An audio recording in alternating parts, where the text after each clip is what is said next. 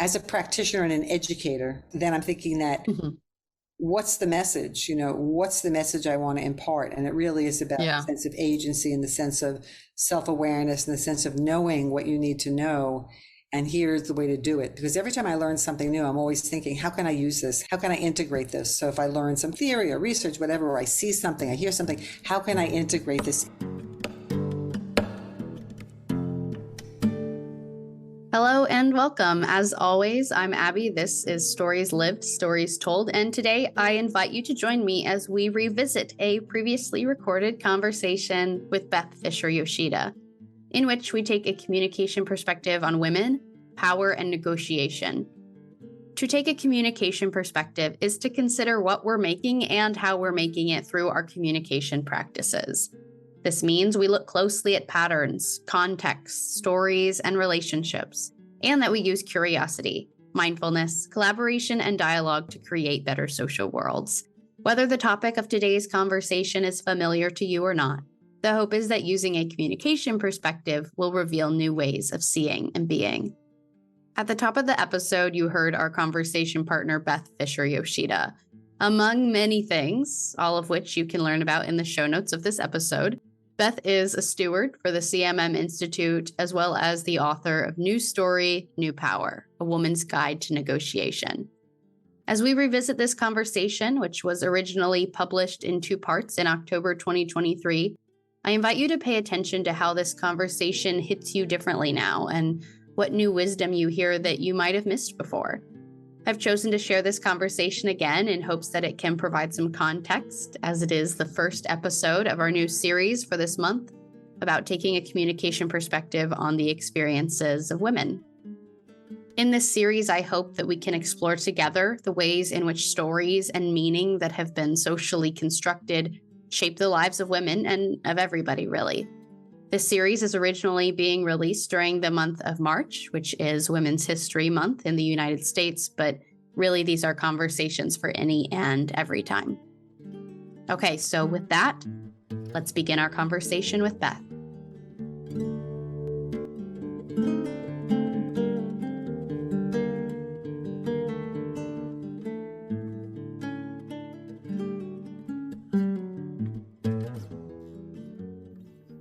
Hi, Beth. Thanks for being here today. I'm so looking forward to our conversation and getting to talk to you. Hi, Abby. I really am looking forward to it as well. So thank you for the invitation. Absolutely.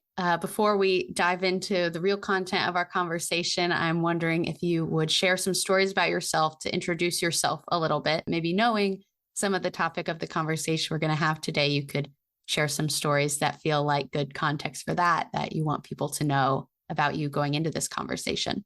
Okay, sure. So most of my time is spent being a professor of practice at Columbia University in the city of New York. I also direct the master's program in negotiation and conflict resolution. And then I always say, if you stick around long enough, you have other positions that sort of pop up. So I'm also the executive director of a consortium that we have, which is the Advanced Consortium for Cooperation, Conflict, and Complexity, which does a lot of work with the CMM Institute. And then within which is AC4 for short, for the acronym, within AC4, I also direct the Youth, Peace, and Security, which now is Youth, Peace, and Society program. I have to remember to change that title in my head. And separate from what I'm doing at the university, I also do consulting and coaching. So over the years, my consulting practice has focused more on going into organizational contexts and doing some kind of assessment intervention around conflict. Sometimes it's, something mild, just like, well, let's just sort of come to an agreement on what a vision and mission is. And sometimes it's much more trying to intervene in a very toxic situation because the conflict has gone on for what I would say is too long, maybe 5 years that people have been working with those conditions.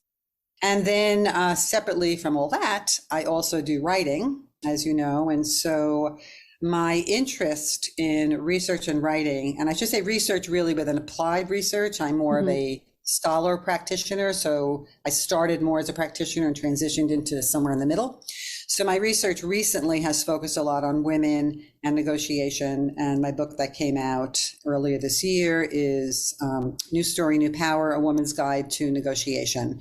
And I've just recently decided that I'm going to do another book on women and negotiation. And I'm still trying to figure out exactly the framing of it, but it will be something related to more in-depth case studies that I just can't decide yet if it's going to be real women with real names or real women with fictitious names. So that's Sure. what I'm kind of thinking about it. Yeah, that's great. Let me just make one more connection. So then Please. the CMM part, I studied at Fielding Graduate University in the 1990s. Seems like an incredibly long time ago. And I met Barnett Pierce there at that time. And that's when I was introduced to CMM. And since then, CMM just permeates every part of my life, all the work that I do, research, practice, teaching, everything. It's just in there all the time. So it's not even that I have to consciously say, okay, what am I going to do CMM-ish? It's that I'm doing it and just thinking, well, how am I going to frame it and which angle and all of that? So that's enough about me for now. Yeah, no, that is a great start. One follow-up question I'm just curious for the people that I get to talk to, that are in the world of communication, is what makes you passionate about what you do in the world of communication and conflict and the consulting you do? Yeah, good question. So I think part of it is when people get that aha kind of moment, and it doesn't have to be earth-shattering aha. It just needs to be a shift, as minor or major as it is, just a shift in perspective, which happens through CMM, where something that was not explicit becomes explicit and sheds a new light on something that they didn't realize before. So people are able to now reframe how they look at something. They're able to get new insights. And because of that, then they get more choice, more flexibility in what they're choosing to do to go forward. So there's that sense of agency as well, which I believe we all have to some degree. Of course, there are constraints of how much you can exert your agency in any particular context. But that's what excites me, is when people get new perspectives. Yeah, I think that's very similar for me too. The idea of meaning making and that we get to choose the meaning is what really kind of got me hooked in the world of CMM, because that was kind of a novel idea to me. Growing up, I didn't have that kind of perspective. It was kind of like, here's the objective, here's what's right and wrong, what's good and bad. And there wasn't a lot of conversation about how those meanings were made. And so to explore that has been really meaningful for me. Yeah, absolutely.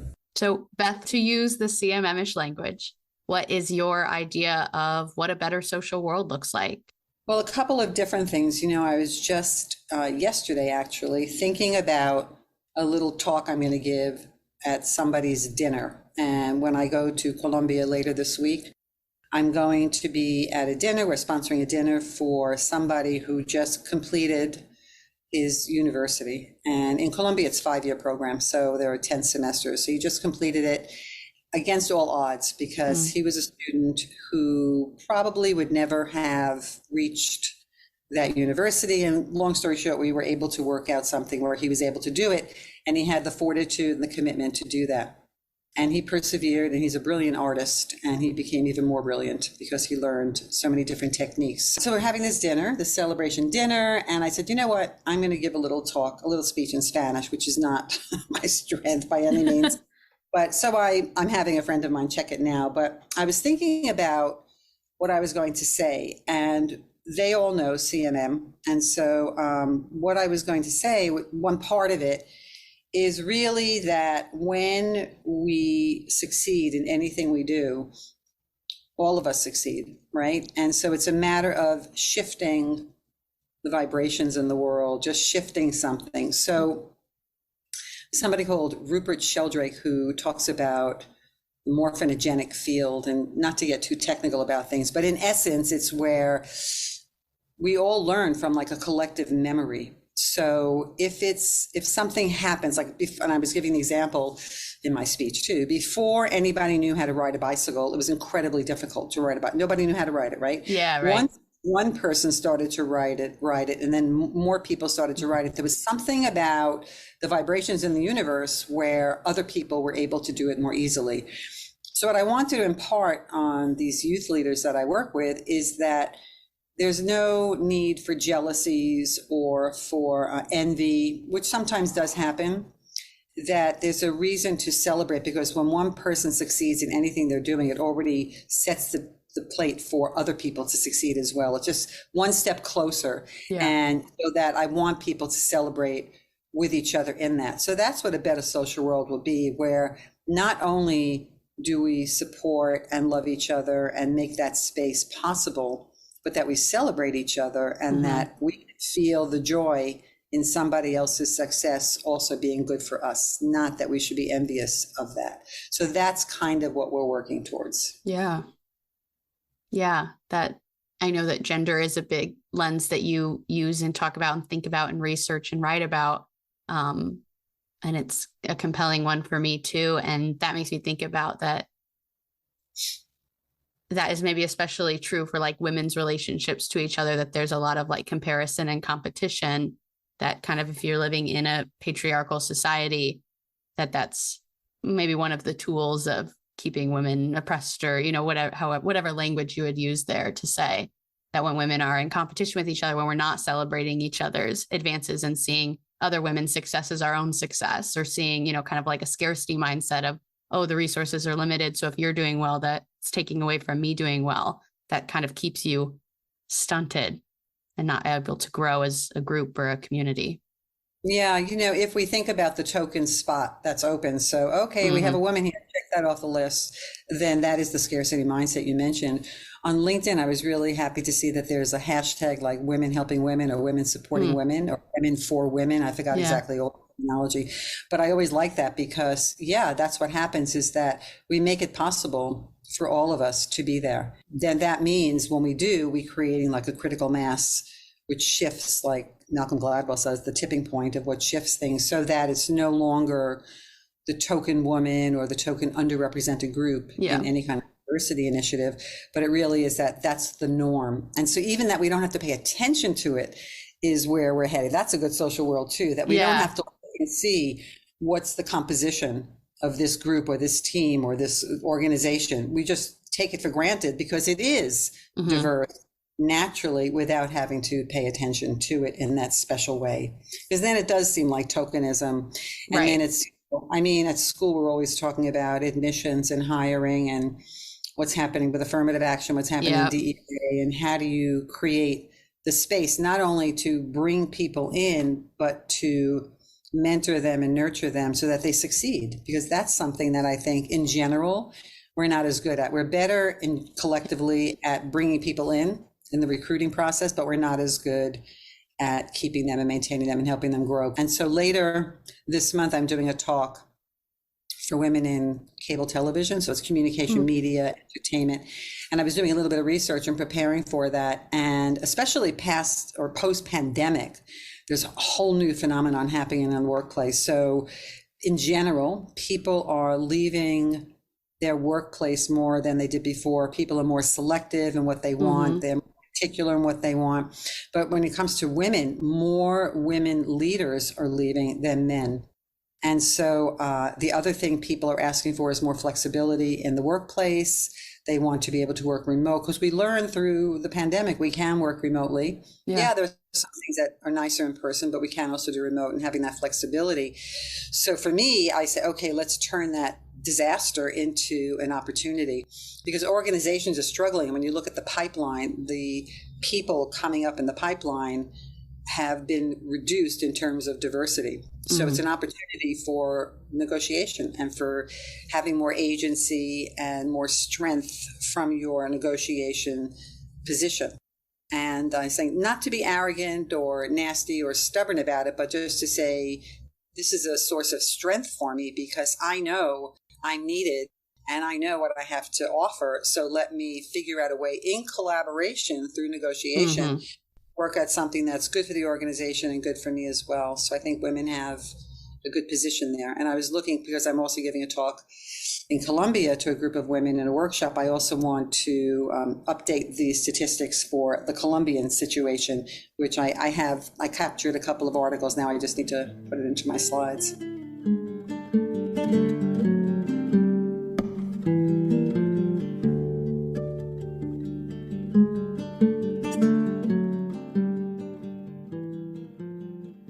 you're making me think about other conversations I've had of, maybe you'll see on like a church sign say, all are welcome here. And there's kind of a conversation of like saying that all are welcome here is different than this space is specifically designed for you.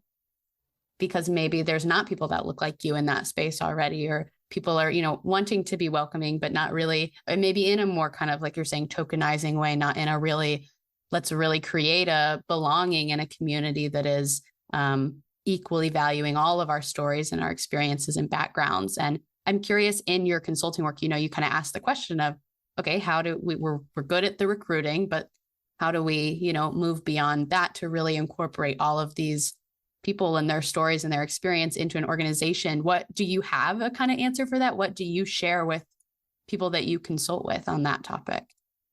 It's a hard thing to do because you're talking about systems in organizations. Mm-hmm. So a lot of times people have this attitude where, well, it's a system, so it's this thing, right? It's this thing that's created and it's a structure and I can't do anything about it. I'm just one person. What am I going to do? And so on. So they don't necessarily feel empowered to do something about it.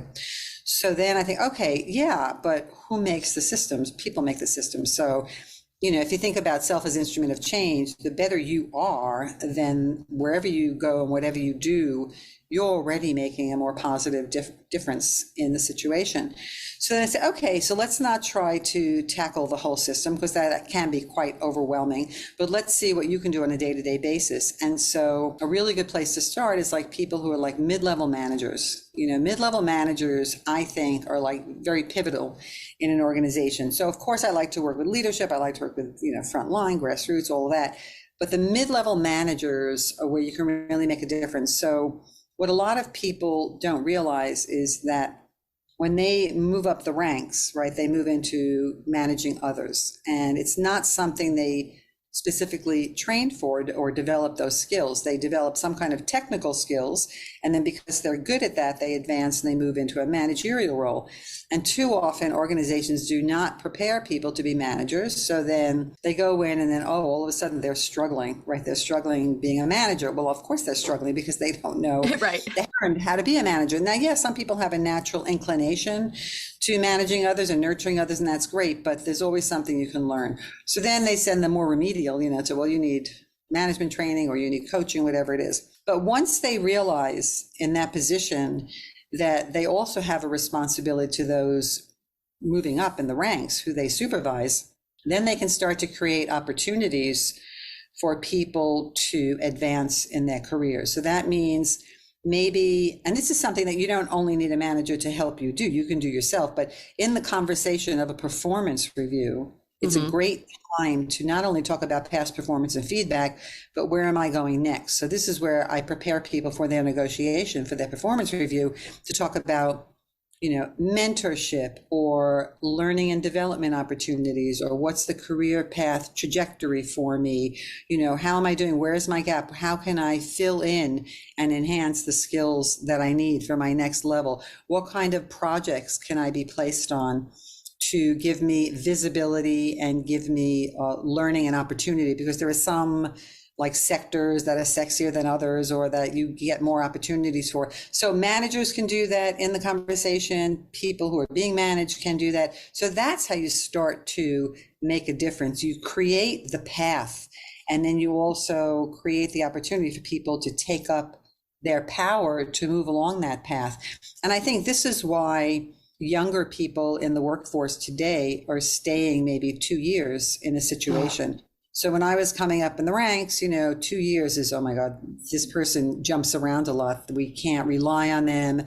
They're not loyal. They're not dependable, because on their CV, it has like 1.5 or 2 years. Today, it's like, oh, wow, they stayed there 2 years. It's a very different attitude, because 2 years is like a big deal now, because people want to make sure that they're not being stunted in their development. They want to know that there's a place for them to go. And this includes all people, even people with diverse backgrounds who may not have been as hireable before are gaining more power in their choice. Not everybody, it's not a total revolution in the country, no, but there is more of that here, because when I was mentioning the pipeline earlier, it's also younger people, younger women under 30 are way more selective in what they're doing, which means that if they're not joining certain organizations because they don't see a place for them there, they don't see women in senior roles, they don't see opportunity for them, then that means the organization is going to suffer down the road because they don't have enough younger people in their pipeline, especially younger women. So that means that the younger women have more strength in their negotiations, and the organizations need to figure out, how do we need to adapt to bring in younger talent and keep them there? Because everybody may not become the CEO, but we need to bring more people into more senior levels, and we can only do that by bringing them earlier into the pipeline.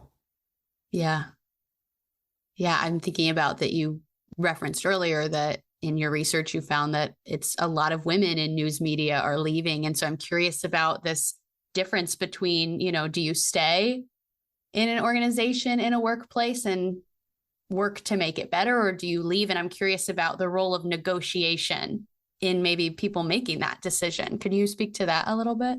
Yeah, sure. So it goes back to one of my big things, which people who know me know I'm always talking about self-awareness.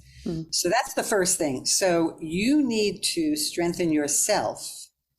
And going back to self as instrument of change, you need to strengthen yourself so that you are more grounded, more centered, and more aware of what's really critically important to you.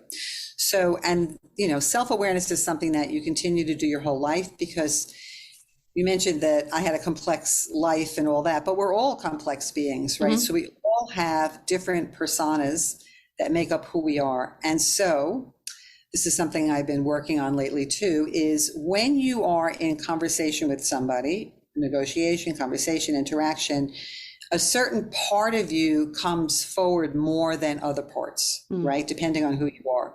So if I'm talking to my daughters, then me being a mother becomes stronger than if I'm talking to a colleague, because my role as a mother is going to come out.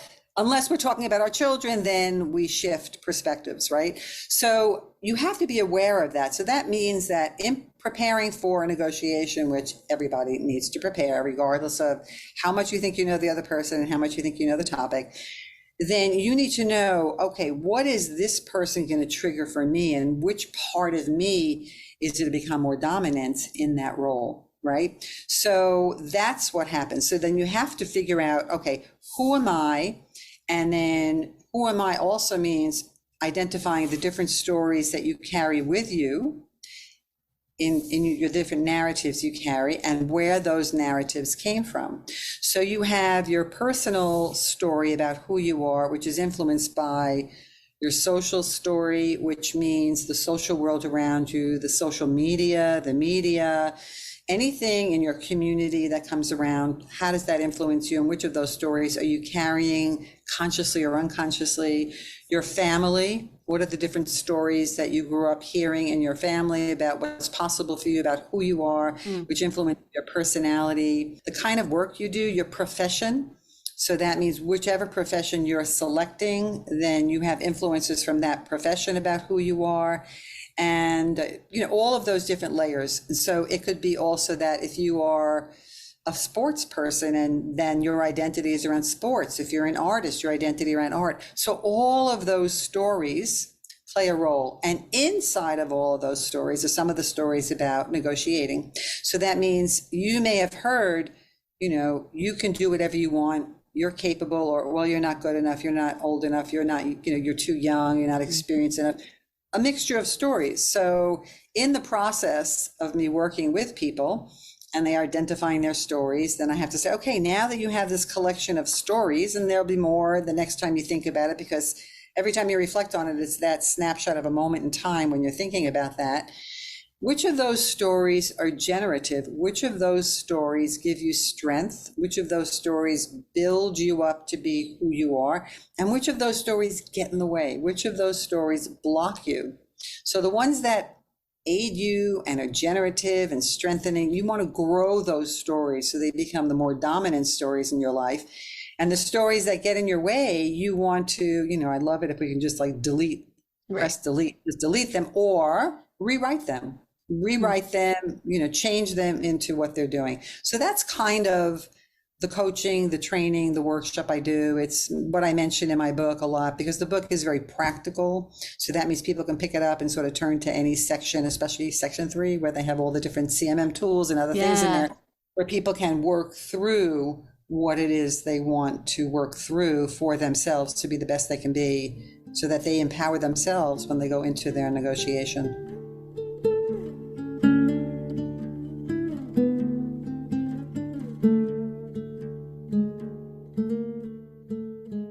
I'm imagining that maybe some people hear the words negotiation and think, well, I'm not an aspiring CEO at a Fortune 500 company. This is not really relevant to me.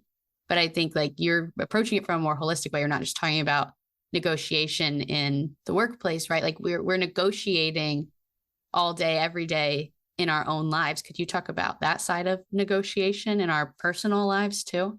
Sure. So when I was writing the book, which took a couple of different years to put it together, I first was going to focus it on the workplace, and it was going to be about careers and so on.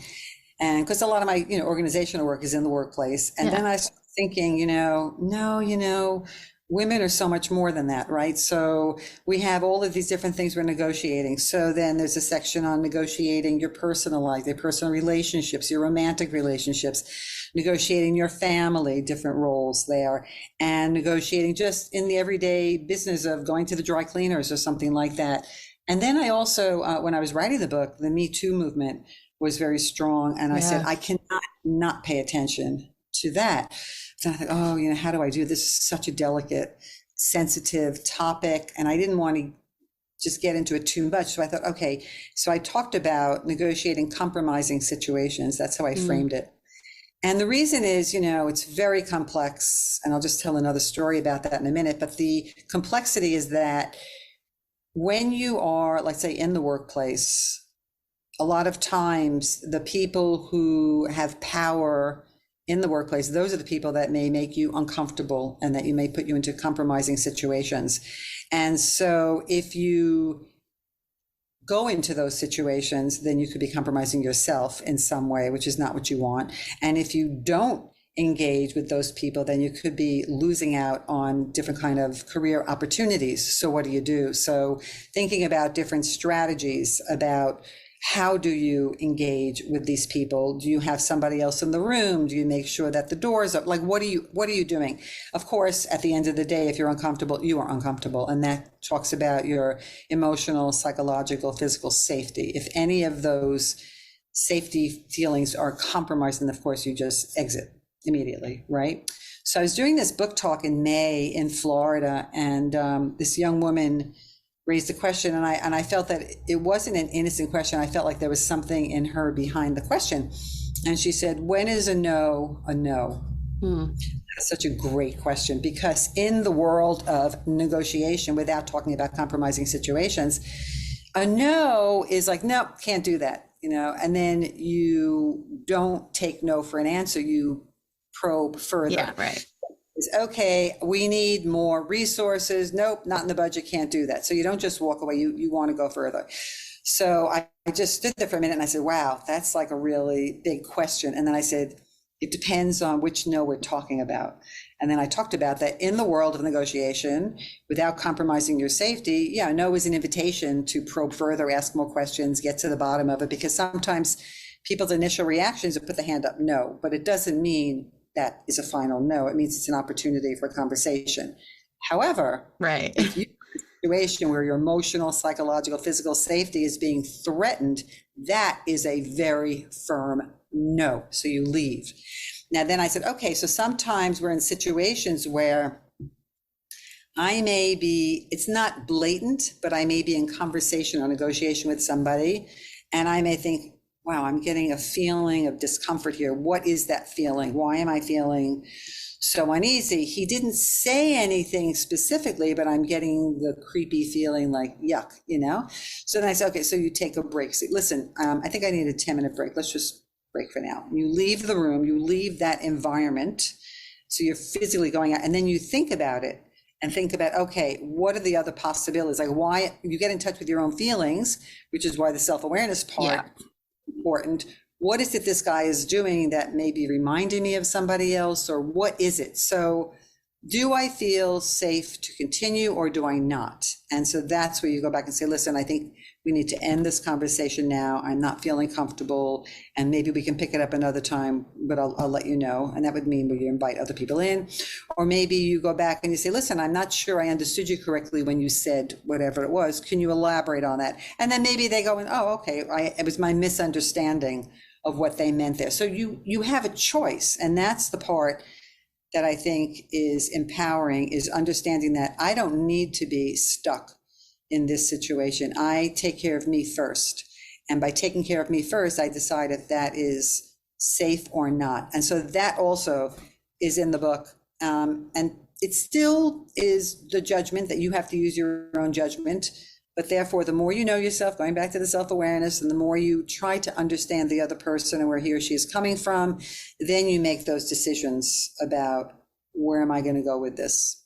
Because if you totally cut yourself off, then you might, like I said, be missing those career opportunities. You want to think about, how can I still have access to the career opportunities without compromising myself, without making me unsafe? And then you get to think a little more creatively about how to create those situations of safety.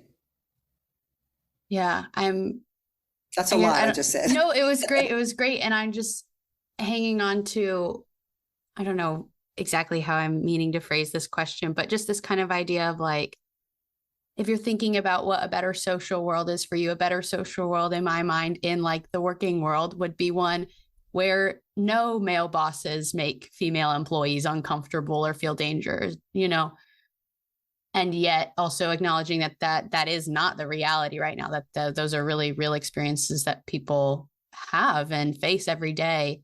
And so I hear what you're saying of, here's how to deal with those situations. And then also, my heart is like, we shouldn't even have to be having these conversations. It's the people that are making other people uncomfortable that need to do the, self-awareness and changing. What do you think about that conversation? Yes. And I remember recently I was having a conversation with somebody about equity. Oh, yes. Okay. We were talking about male allies, right? And male allyship. And and an ally is different than a mentor, different than a sponsor, different than a coach, right? So an ally is somebody who sort of sticks up for you and has your back and creates more of an equitable situation in the workplace. And we were talking about that, and some of the findings were that if it needs to be more explicit, and we're talking about explicit and implicit and all that, and I'm like, it's like so crazy that we even have to be having this conversation, because ideally, talk about better social worlds, we'd be working it out where we don't need to have allies, because there already is equity in the workplace. So yes, I think things shouldn't be handed to people. I think you need to work and earn and strive, and everybody has their own abilities and talents that they want to develop. And then I think that those opportunities need to be provided. And that's where the equity comes in, is that we're not all starting in the same place, but we need to have the opportunity to grow in whatever ways we can and want to. And it shouldn't be a person, or because of who we are, blocking that path. That if we choose to do something and we have the ability to do that, then those opportunities should be presented to us so that it's an equitable, equal opportunity. And that's the part where I think makes a better social world. Not everybody will take it up. Not everybody wants to take it up, but those that do should be able to. And that's the part that makes it more equitable. It's the same idea that when I do go to Columbia, I work with people who don't necessarily have access to some education.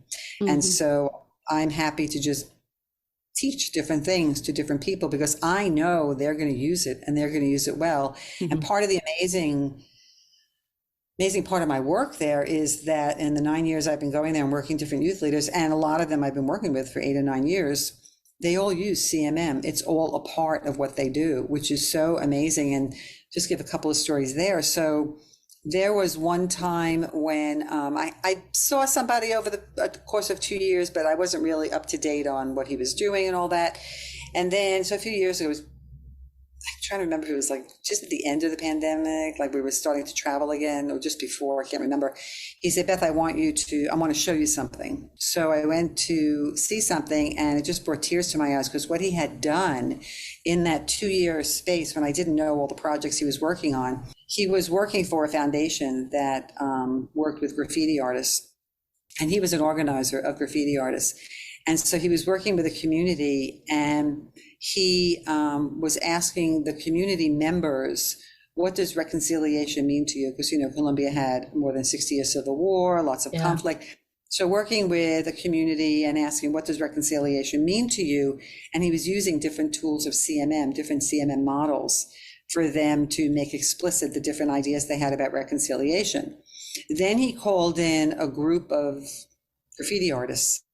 And the graffiti artists, he said, okay, this is what reconciliation means to this community. And then they came up with some visual images, and they worked together to create this tremendous mural, which is outside the Museum of Memory in Medellin. So he took me to see the mural, and I just stood there with my mouth open. He was telling me the story, and I said, oh my God, you like blink, 2 years later, look at what happened. And he was using CMM, because CMM provided it's like the vehicle that allowed people to talk about things that might have been just uncomfortable or painful for them, but through the use of CMM, they could like separate themselves from it a little bit, make it a third object. And so they were able to do that.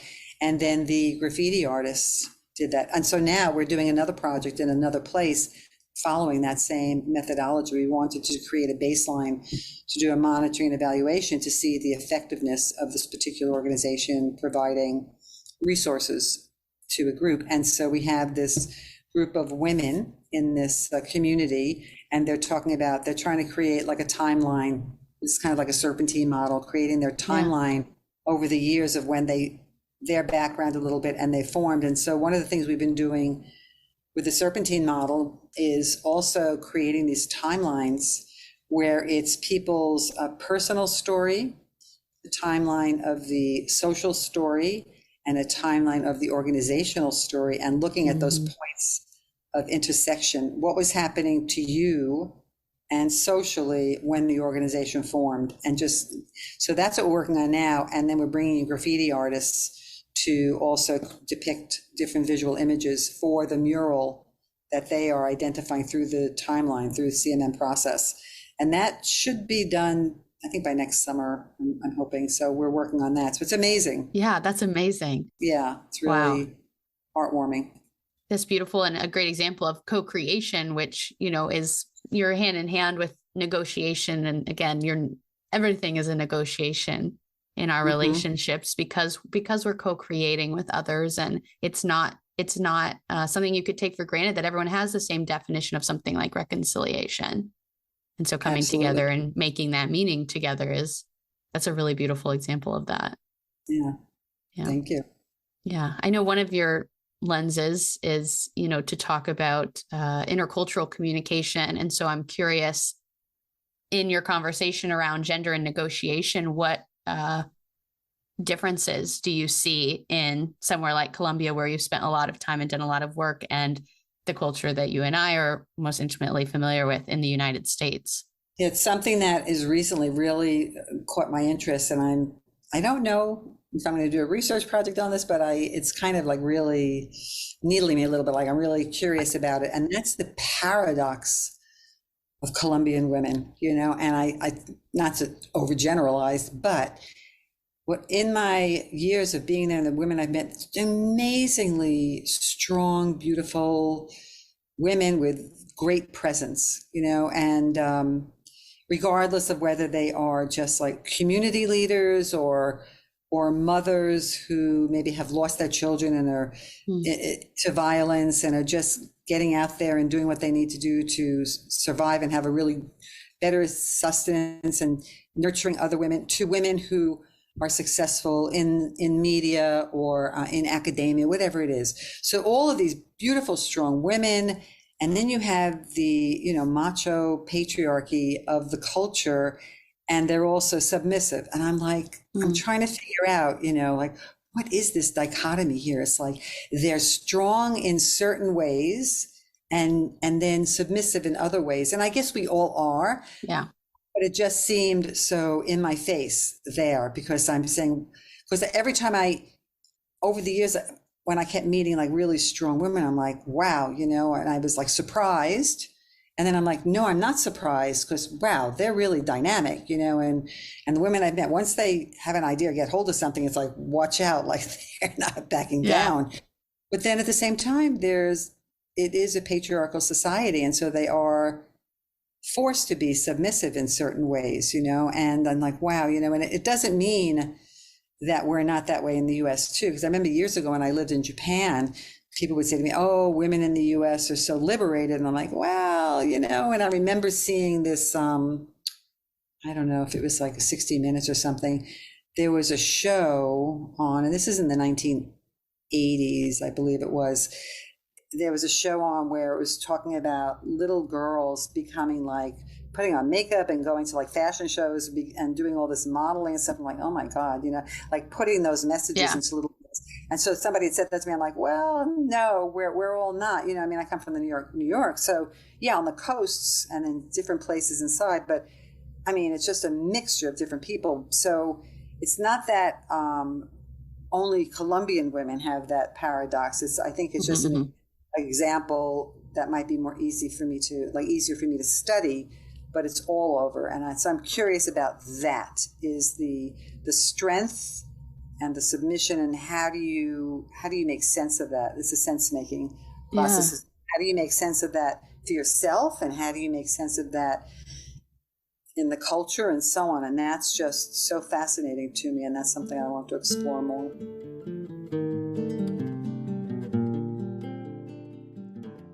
I want to get into your book more to kind of do that. What I like about even just how you frame your book, in the very first sentence of the description of your book, saying we internalize so many stories. And I think that like internalized sexism or misogyny or patriarchy is a really powerful tool, and part of the answer to what you're asking around this dichotomy of you can be strong and you can be submissive. You can show up differently to different spaces as a woman. Because for me, consciously, I can say, oh, well, sexism is bad and everyone deserves equity and equality and to be able to live into their full humanity. And at the same time, I can have internalized sexism living in me that, like I was saying earlier, makes me feel like I'm in competition with other women, or block me from being able to celebrate other women's successes because it feels like a threat on my own or something like that. So I think the internalization is a big key, because like there's the stories of our lives, of our families, and then there's also the stories of our cultures and our systems that we do exist in, and we internalize them all the same, maybe. Yeah, and I was sitting here thinking about that, and I'm thinking about, well, there are good stories we internalize, not so good stories. And then I was thinking about the submissiveness. I think it's also about being vulnerable, right? And so there's, maybe because I'm from New York and the US, there's a sense of agency. Yeah. So if I choose to be vulnerable in a particular situation, then that's my choice, right? And then I feel comfortable enough and safe enough to be vulnerable. If I am pushed into a situation where I'm feeling vulnerable and not safe because I didn't choose, that's a different situation. I think you can be submissive. You don't have to be dominant all the time. You could be submissive, but you're choosing that. So that's part two. We internalize so much. And I think this is why I'm so big on self-awareness, is because we don't even know. We don't know what we don't know, right? So we don't even know what we've internalized. And so sometimes, people have reactions to things. And we're like, well, where did that come from? Like, why did I have that kind of visceral reaction to something that seems so innocuous? And then it's because we've internalized some of the story about it, right? So maybe, excuse me, not to get too psychological, but maybe we've had some kind of situation where it's a little bit traumatic for us and something else like triggers that trauma, or maybe we were, for example, one of the big things is, so we're taught, respect your elders. And a lot of cultures have a very strong ethos around that. You respect your elders, you don't answer back, and so on. So if you're in a negotiation and you're negotiating, regardless of the gender, you're negotiating with somebody who's older than you, you have that story in the back of your mind that may not be conscious, but it's like, respect your elders. And then you have these other stories where recently we just scream at women, you need to get out there and ask for what you want. You know, if you don't do it, nobody's going to do it. You got to be your own best advocate and blah, blah, blah. Yeah. We have these competing stories, right? So then we go in and we've consciously prepared for the negotiation. We're going to assert, we're going to ask, we're going to, you know, do all these things. And then we get in there, we're dealing with an older person. Then we're thinking, oh, wow. And suddenly you're feeling like really uncomfortable trying to assert yourself. And you're like, what's going on? I prepared so well. Why am I getting so nervous about it?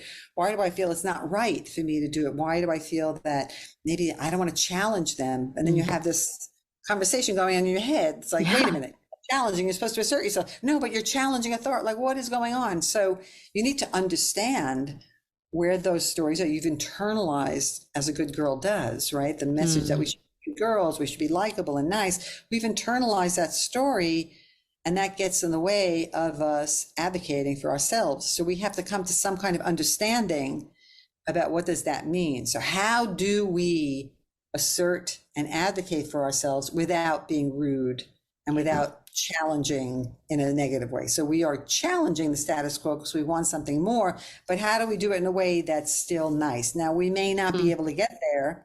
So we have to think about, okay, which is more important to me? Is it more important to me to just stay where I am as long as I'm respectful? Or is it more important to me to push the edge a little bit to get more about what I want and then risk being disliked or risk being thought of as abrasive, even if I'm trying not to be? But that's my framing. I don't know completely what the other person's reaction is going to be to me. This is all in my own head before I even get in there. And this is what we do. So internalizing all those stories, we need to make them explicit to understand what they are, where they're from, and why they're causing us to behave the way we do.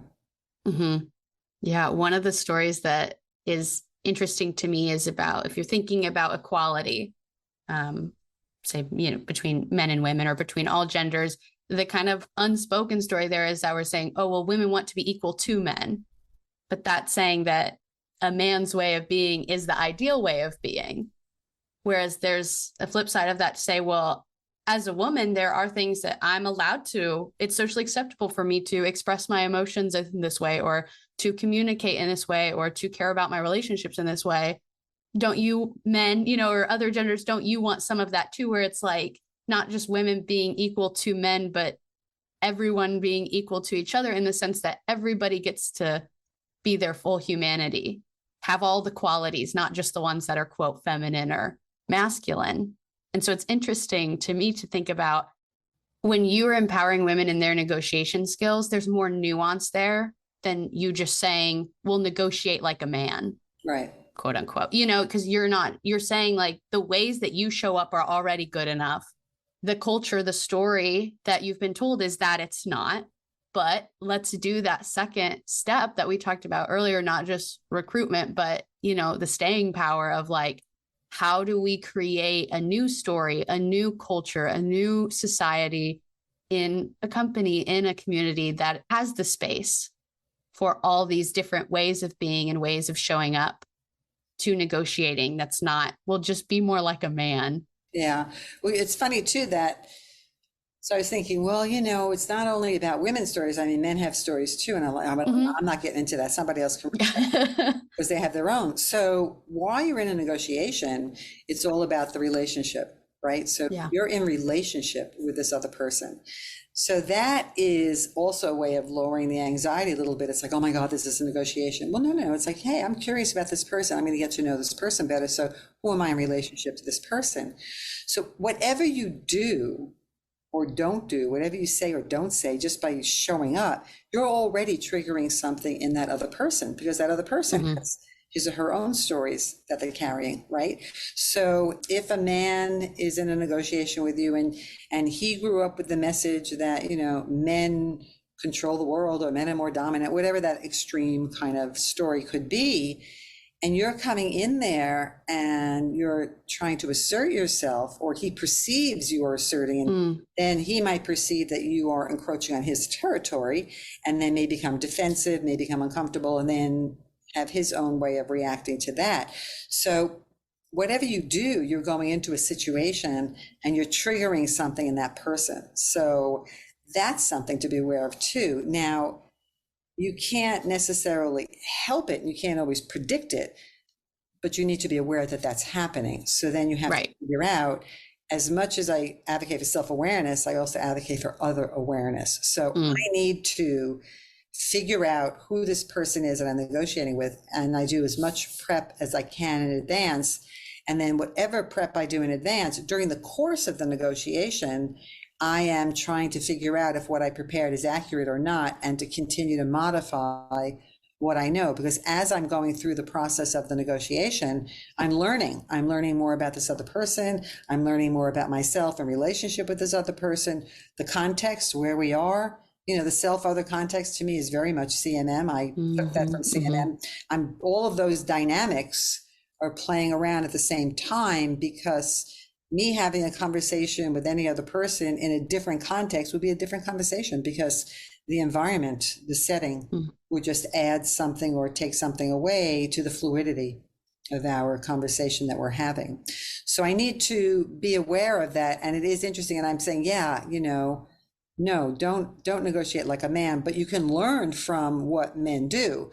So I remember there's a woman named Deborah Kolb, who was one of the leaders of looking at women in negotiation.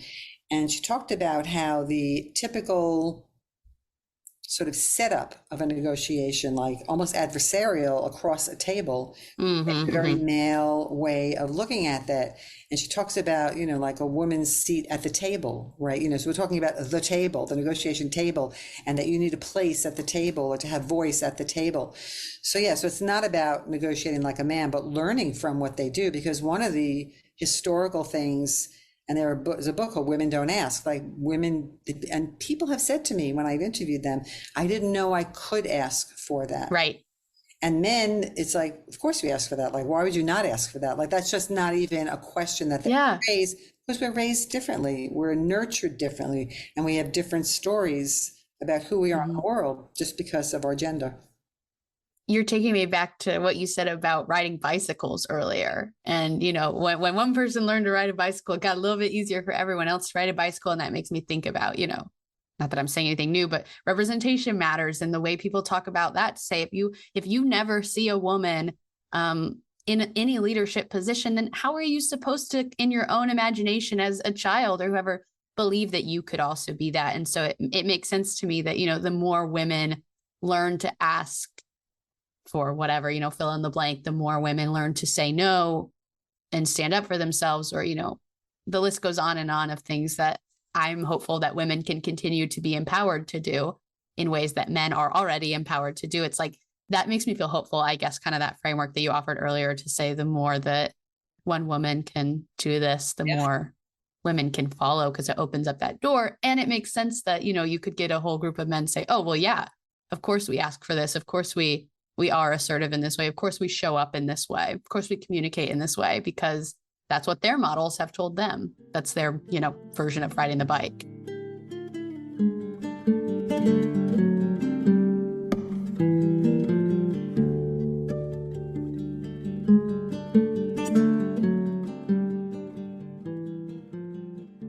So another thing related to that is, a lot of times women will say to me, oh, it's so hard, you know, I feel so uncomfortable doing that. It's really outside of my comfort zone.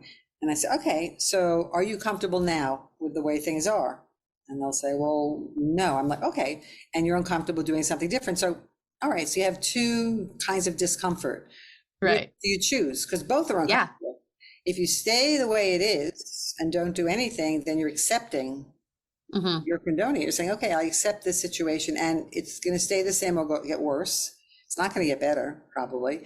Or you can try that discomfort, and then at least you have an opportunity that maybe something will improve.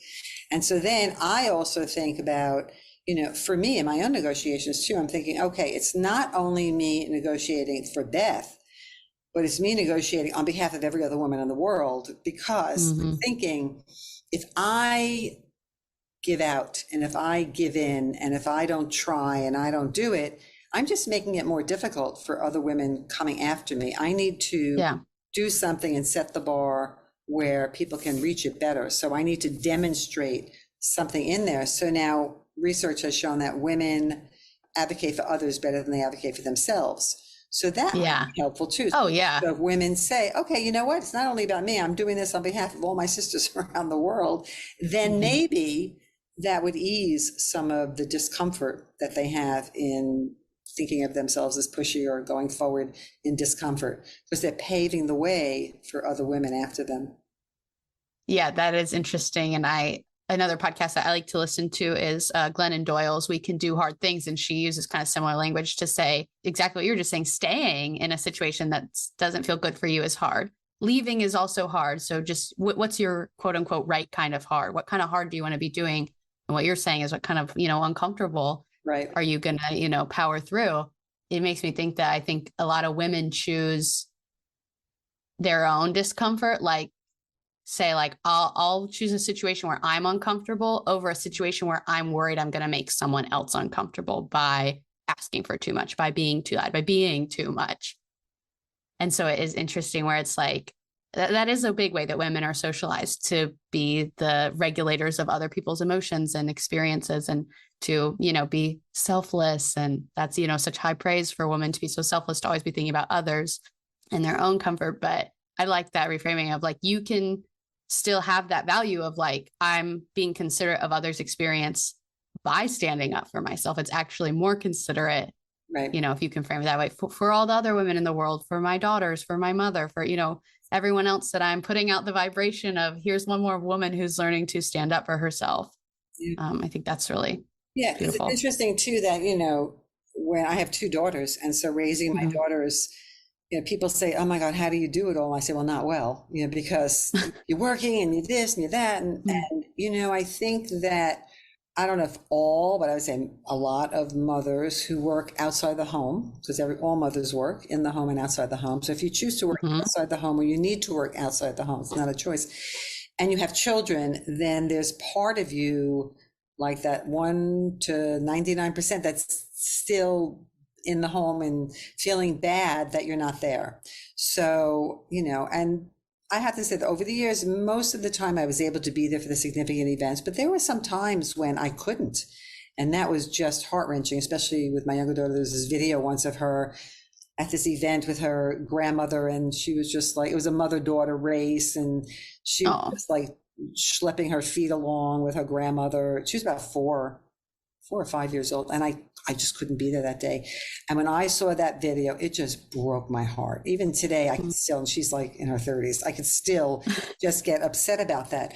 But then after a while, and they said, Ma, you were a really good model, good role model. So at the end of the day, did I make all the best choices? Probably not. There are probably some better choices I could have made along the way, but you're still modeling something. And then when I look at young women wanting to learn from me or study from me because they've noticed me somewhere or admire something, it's like, oh, wow, So I don't do it for that. I do it because as a practitioner and an educator, I've been an educator in some form or another my whole life. Then I'm thinking, my adult life. Then I'm thinking that what's the message? What's the message I want to impart? And it really is about the sense of agency and the sense of self-awareness and the sense of knowing what you need to know. And here's the way to do it. Because every time I learn something new, I'm always thinking, how can I use this? How can I integrate this? So if I learn some theory or research, whatever, or I see something, I hear something, how can I integrate this into what I'm doing? And so one of the more recent things I've done is looking at the neurosciences, because that's become a big thing. I was trying to figure out, what is this? Because I remember my former career, before I got involved in all this, was in special education. And I work with kids with learning and behavioral disorders, which I'm not even sure what the PC terminology is today. But kids who had normal or above intelligence, but had difficulty learning. So in those days, in the 70s, we didn't have the kind of imaging that we have now. It's like 50 years later, we have all this wonderful imaging where we can look and see what parts of the brain activate when different things are happening. And the Hebbian theory about neurons that fire together, wire together. So we associate different things together. And then I read a book about emotions and how the social construction of emotions, and, CMM also has a foot in social construction, isn't that we created these worlds, we can create better worlds, right? We can disassemble it and reassemble it and all of that. So I started putting some of this together thinking, okay, how can I use this? Like, how does this make sense? And it's good to understand that if we have any kind of trepidation about a negotiation, and even though we prepare and we still may not feel super prepared, going in there and just showing up, the part we were talking about before with that other podcast, showing up is already an accomplishment. So what if we rewire that association of the trepidation of negotiation with showing up and putting in the effort? So now when we hear negotiation, we see effort and positivity, and we just showed up. Even if you don't get the outcomes you want from the negotiation, the fact that you showed up is enough of a reward. So we have to continue to rewire. So you can't unwire, right? You have to rewire. So that means you have to have something alternative. So you consciously commend yourself, pat yourself on the back, whatever you need to do to celebrate the fact that you showed up, the fact that you didn't back down, the fact that you prepared and you were there. So just that alone. So then I started thinking about that. So that's another way of thinking about how to prepare ourselves for that. And so I think we need to celebrate ourselves all along the way and not be hard on ourselves, because life is hard. Life is tough every day.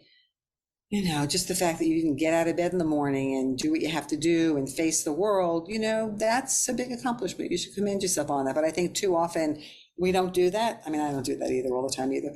I'm like, hey, I won't say great. No, I don't do that. But just to be in touch with, like, I got out of bed today and what am I happy about? What am I excited about today?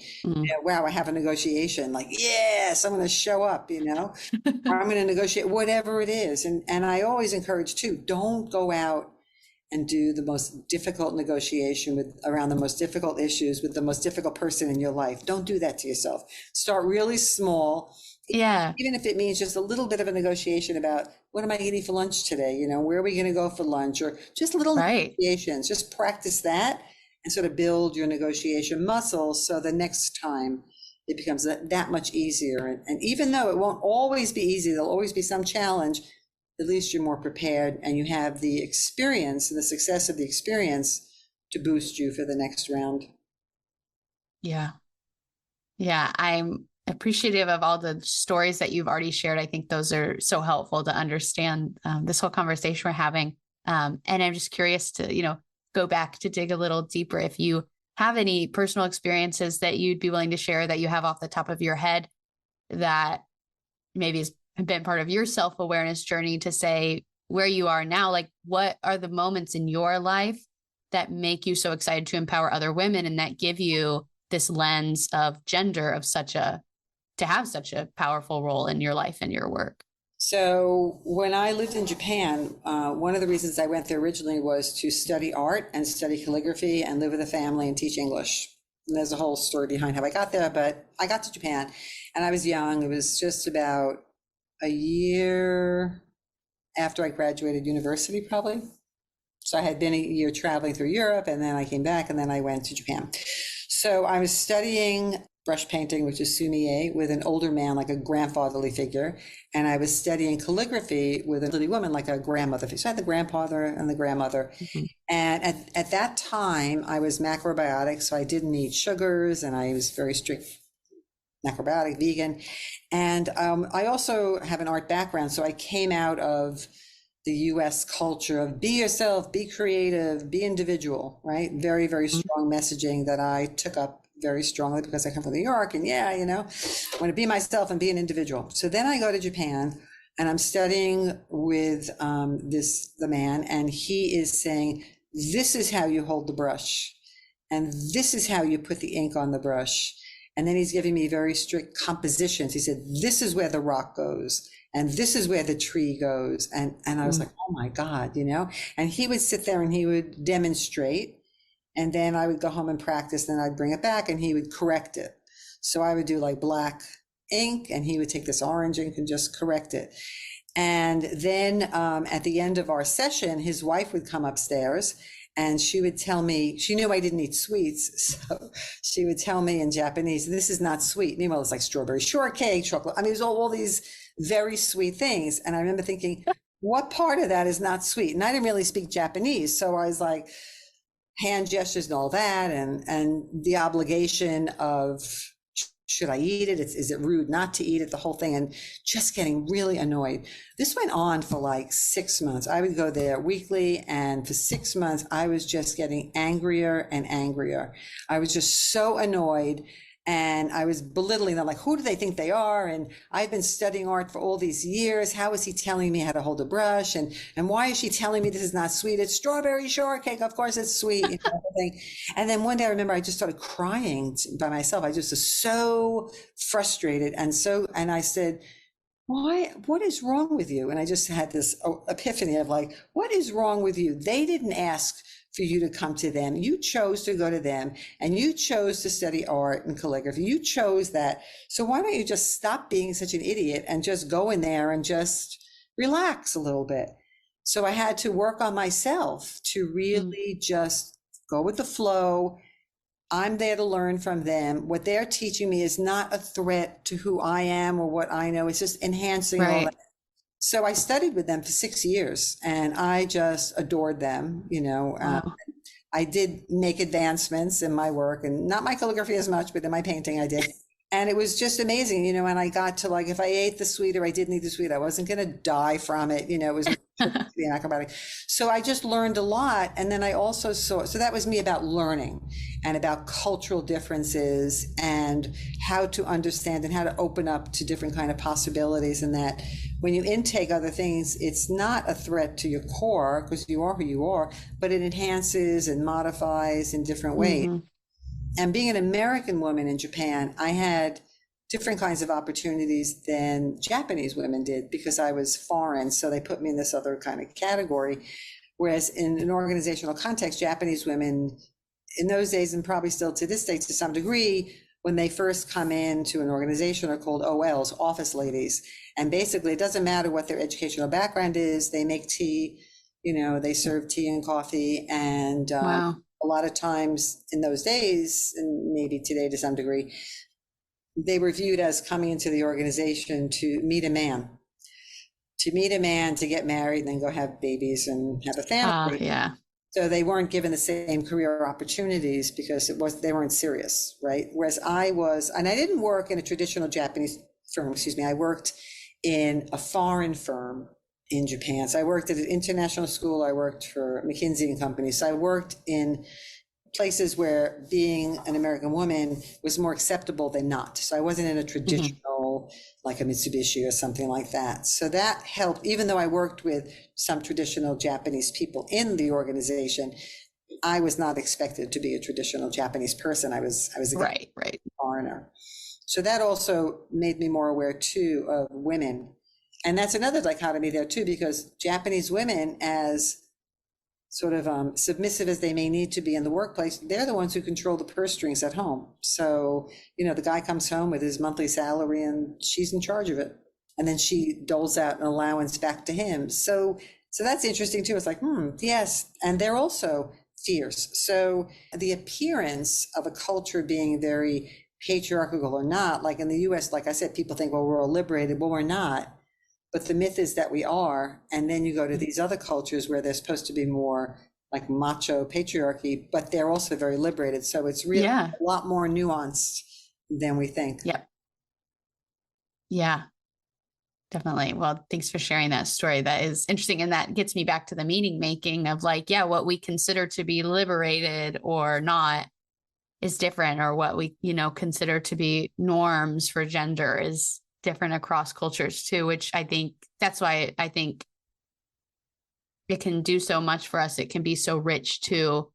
Like, it seems like you've had a lot of experience with is getting to immerse yourself in other cultures and knowing the people that are a part of them and learning about that and understanding that to be able to expand your understanding of meaning making. Sure. Yeah. Because it gets so nuanced. Then you even start to question, like, well, why do I have the beliefs that I have? Like, where did that come from? Yeah.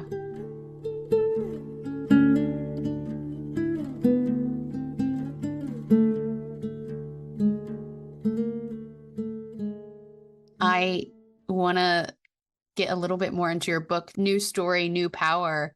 What is the new story that you're hoping to tell women in this book?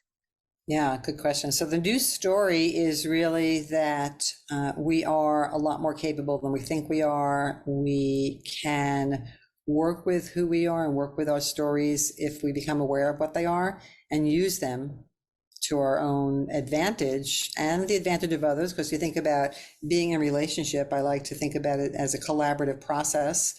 So if you think about relationship building in a negotiation, you know, sometimes we think, well, I'm only going to have this one conversation with this person. I'll never see him or her again.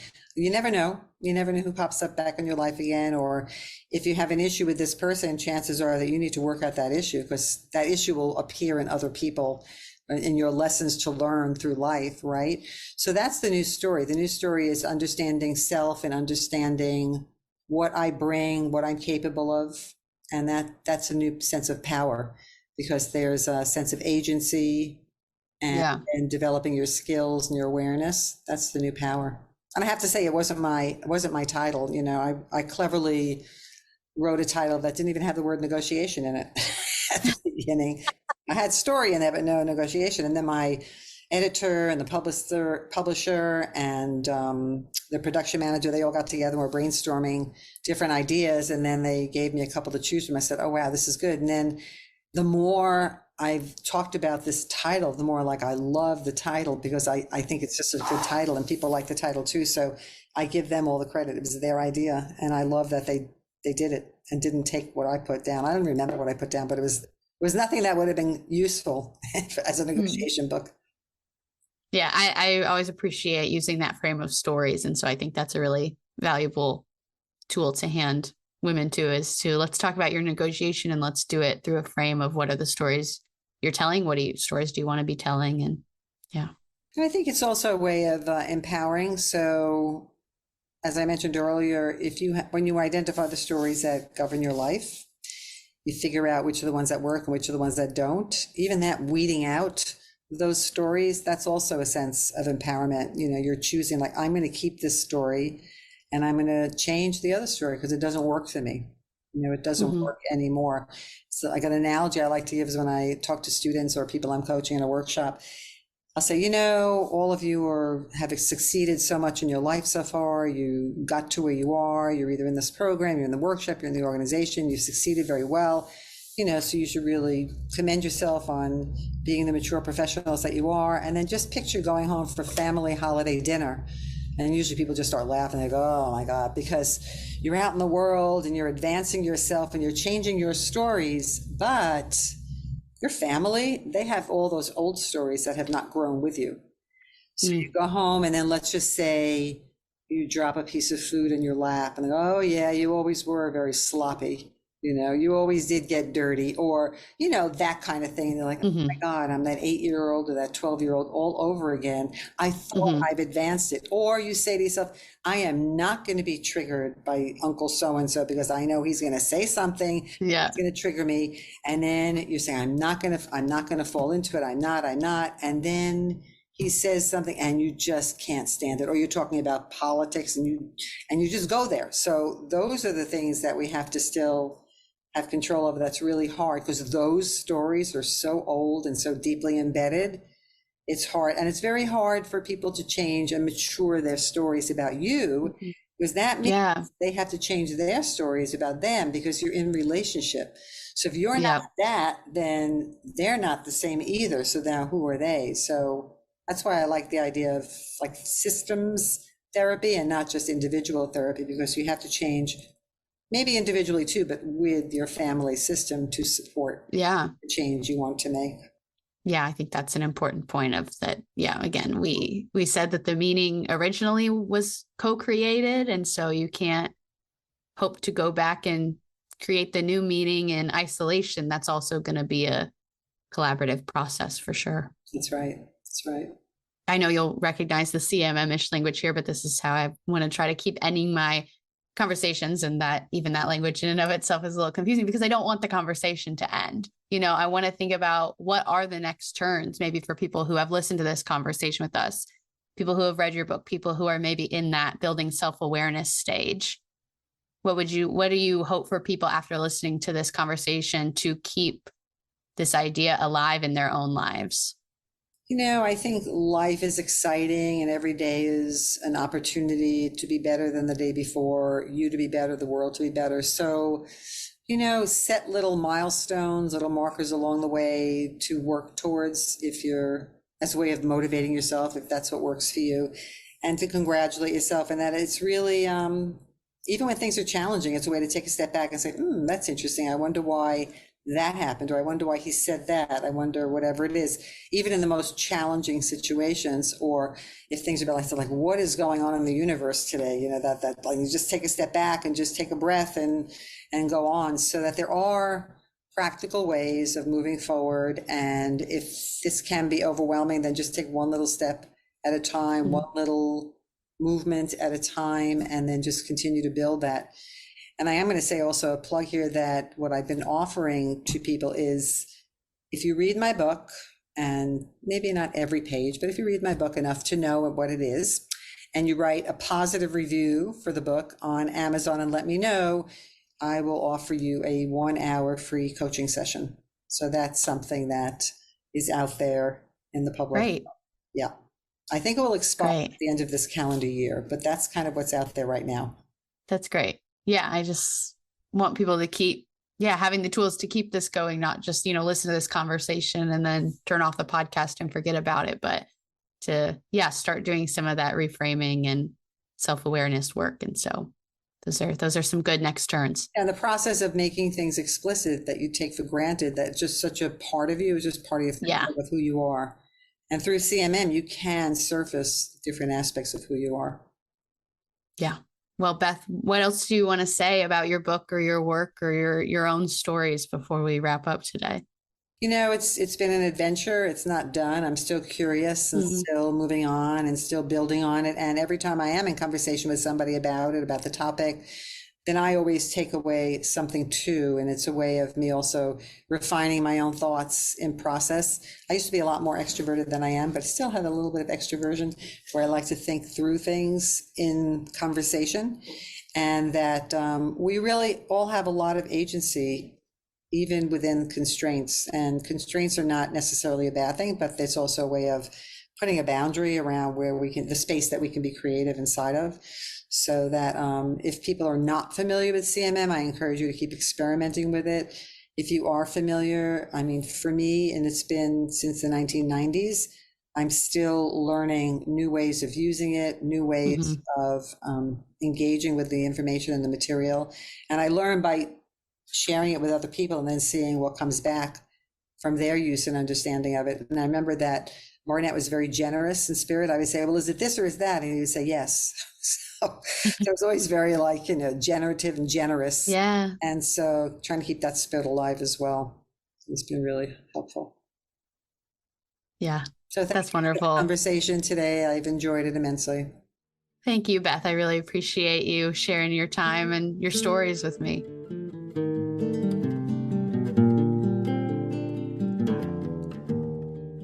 Okay, that is all for our conversation with Beth. At the end of each episode, I do like to offer some questions to reflect on. This acts as a next turn for us, so the conversation doesn't stop when the episode does. Today, the questions I would have you think about, and I do have quite a few, so stick with me, are: what do you negotiate in your life? What is your relationship to belonging? What is your relationship to identity? How do these things affect the way you show up in the world? What is something new you can try to better advocate for yourself or better negotiate with others? How can we rewire our ways of thinking and being to better celebrate the ways that we show up? And finally, what does it look like to empower ourselves in our storytelling? That's a lot of questions, a lot of reflecting that I am asking you to do, I know. So maybe just pick one or two of those that speak to you and spend some time with that this week as you reflect on this conversation. In addition to doing some reflecting by yourself, I invite you to share these reflections with me, as well as any of your own questions or ideas. You can do that through email, through my website, or by commenting on Instagram and YouTube. Links to all of those places are in the show notes. The reason that I invite you to share your reflections with me is to stay in dialogue. And another great way to keep dialogue going is to follow the show wherever you listen. That way you won't ever miss an episode. Another great way is to leave a rating and review, which helps this podcast to get in front of as many people as possible. But most importantly to me, the best way to keep the dialogue going is to share this episode. You can do that personally by texting the link to a friend, or you can share more broadly on social media, Instagram, Facebook, LinkedIn, any of the places that you are on. My hope for this podcast is that I am able to invite you into this space, invite you to have these conversations with me. And so it's very meaningful for me if you in turn want to invite others in as well. If you do post anywhere, or if you did want to connect with me on social media, you can find me on Instagram as Stories Lived, Stories Told Pod. You can also tag me on LinkedIn and Facebook at the CMM Institute for Personal and Social Evolution. Speaking of which, I am supported by the CMM Institute for Personal and Social Evolution. This podcast is just one of many initiatives designed to create space for more conversations that move us toward those better social worlds we hope to create. You can learn more about the CMM Institute and their other initiatives at the link in the show notes. Thank you for showing up. Thank you for being curious, and thank you for being a part of this story. I'm Abby, and this has been Stories Lived, Stories Told.